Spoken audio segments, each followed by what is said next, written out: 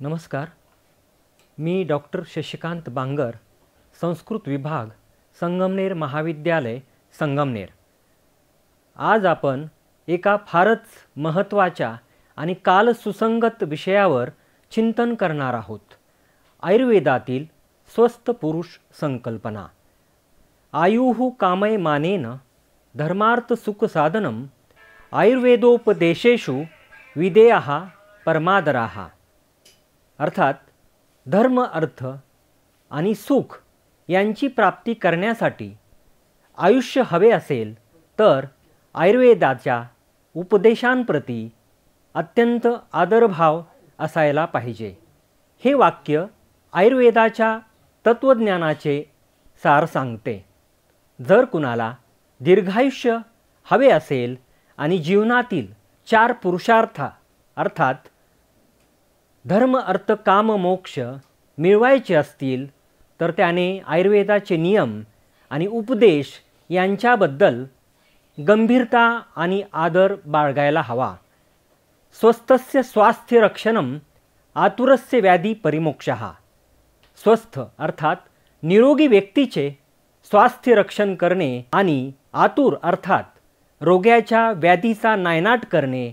याचा अर्थ जे व्यक्ती आधीच निरोगी आहेत त्यांचे आरोग्य टिकविणे हे आरोग्यशास्त्राचे पहिले आणि मूलभूत कार्य आहे.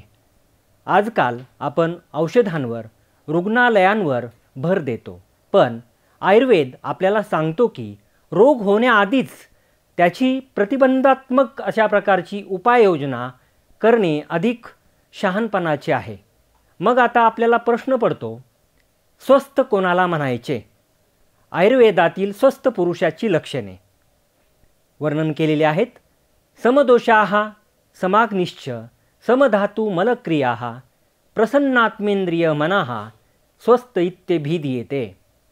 अर्थात ज्याच्या शरीरातील वात, पित्त, कफ हे दोष सम आहेत, ज्याची पचनशक्ती अर्थात जाठराग्नी संतुलित आहे, ज्याचे धातू व मलक्रिया योग्य प्रकारे चालू आहेत आणि ज्याचा आत्मा, इंद्रिये, मन प्रसन्न आहेत, ती व्यक्ती स्वस्थ मानली जाते.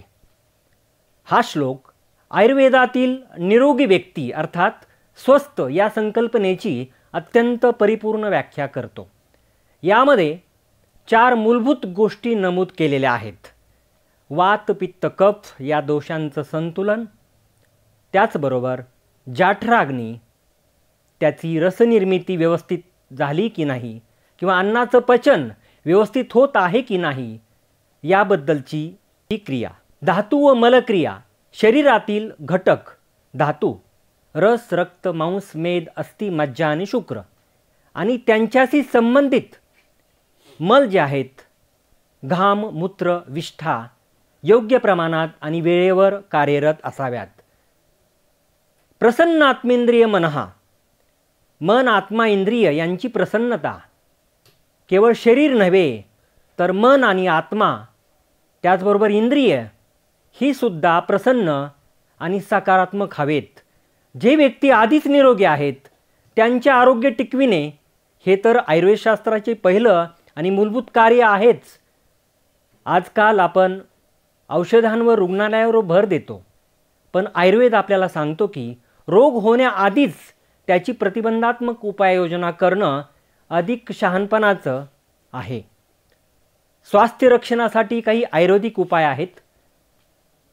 दिनचर्या, वेळेवर झोपणं, उठणं, व्यायाम करणं, प्राणायाम, योगा करणं, आहार, ऋतुचर्या, हवामानानुसार जीवनशैलीतील योग्य बदल, त्याचबरोबर आहार, सात्विक, ताजा आणि पचायला हलका अशा प्रकारचा आहार, योग व प्राणायाम, मनःशांती, एकाग्रता व प्रतिकारशक्ती वाढविणारा मार्ग, मानसिक आरोग्य, सकारात्मकता, सुसंवाद आणि आत्मनियंत्रण.